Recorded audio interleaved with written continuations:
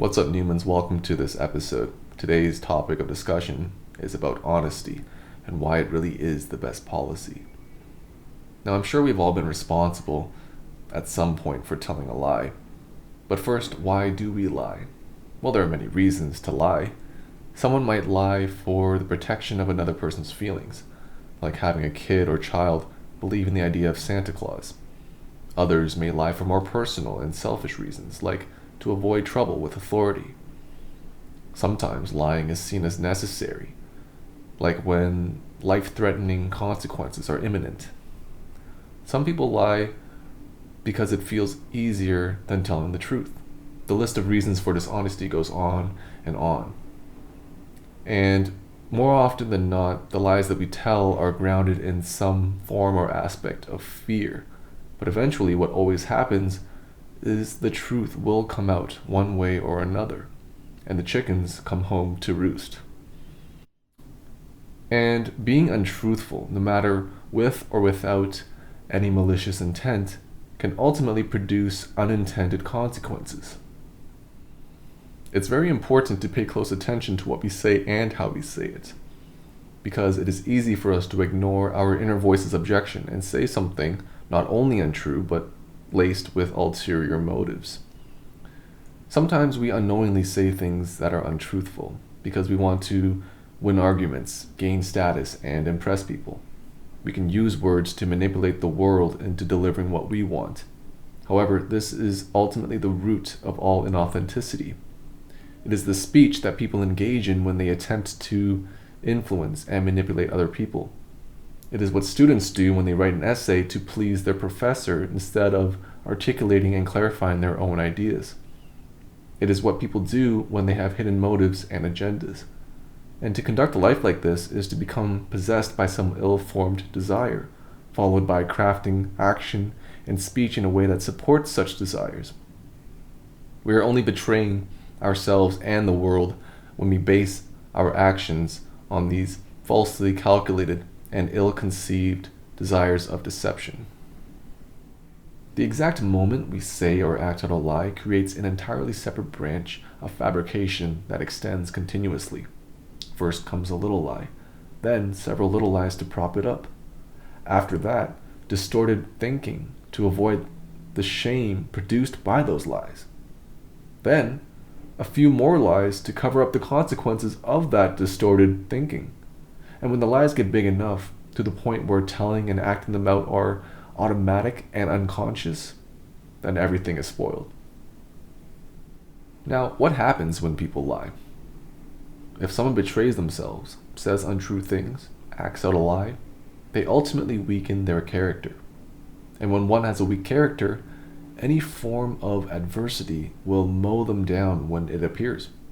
And adversities will appear inevitably. They may try to hide, but there will be no place left to hide. And being in a position like that can result in people becoming willfully blinded. Blinded to what? The truth, of course. We ultimately know when we are lying to ourselves and the world. Willful blindness is the refusal to know something that could be known. Our faults and errors necessitate sacrifice to correct it. Serious errors necessitate serious sacrifices. And those who have rejected the truth for a long time have racked up a dangerously large sacrificial debt. Our ego and pride do a very good job at ignoring our errors, and thus can make us stubborn and resistant to learning from our mistakes and being truly honest with ourselves. But sometimes being honest is not easy. What exactly do you say to your severely intoxicated and violence-prone neighbor when they try to sell you a piece of their furniture at your open door at 2 a.m, knowing damn well what that money will be spent on?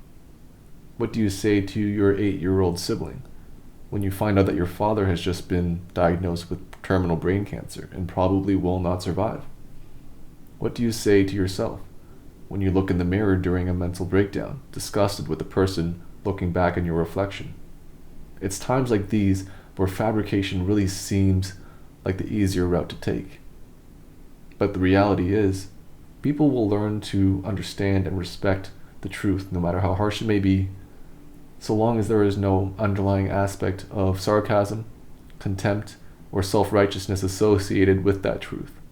Taking the easy way out or telling the truth. Those are not merely two different choices.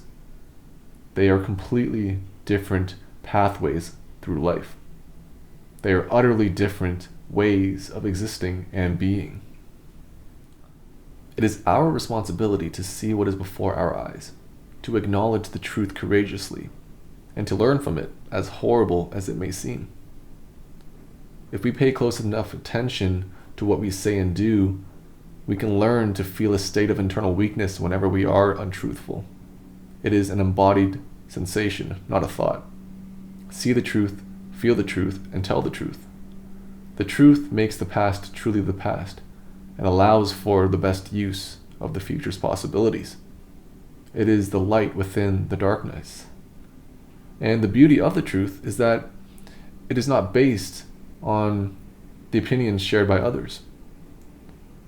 It is instead a personal experience. Your truth is something only you can tell, based on the unique circumstances of your own life. Understand and honor your personal truth. Communicate and articulate it with others carefully. Your truth will keep your spirit from dying and withering while you encounter the inevitable sufferings of existence. If your life is not what it could be, try telling your truth. If you cling desperately to some ideology or wallow in hopelessness, try telling your truth. If you feel weak and rejected, desperate and confused, try telling your truth. Practice telling the truth, or at the very least, practice not lying. So that sums up today's video. Hit that thumbs up button if you enjoyed it, and subscribe if you want to see more future related content. I put up videos weekly. If you guys have any questions, comments, or concerns, leave it in the comment section below or inbox me personally. You can also find links to my email, Instagram, and Facebook accounts in the About section of this channel. And as always, thanks for watching, Newmans. I'll see you in the next one.